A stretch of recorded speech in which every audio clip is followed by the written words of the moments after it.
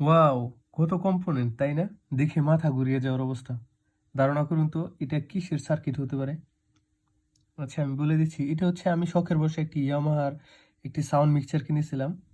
তো আমি গানের মানুষ না, তাও এটা শখের বশে কিনা। তো অনেকদিন যাবত রেখে দেওয়ার কারণে এটার কিছু কম্পোনেন্ট নষ্ট হয়ে গেছিল। তো আজকে আমি কিছু চেক করে ওইগুলি কম্পোনেন্টগুলি পরিবর্তন করেছি।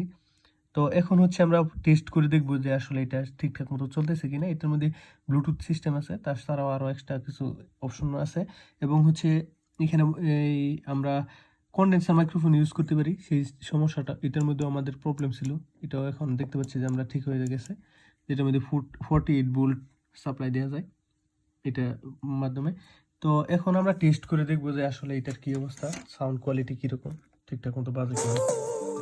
আমরা কানেকশন দিয়ে দিয়েছি, এখানে আমরা সাউন্ড বাড়াইতে কমাইতে পারি। এটা হচ্ছে মাস্টার ভলিউম, দেখতে পাচ্ছি যে আমাদের খুব স্মুথ বাজতেছে।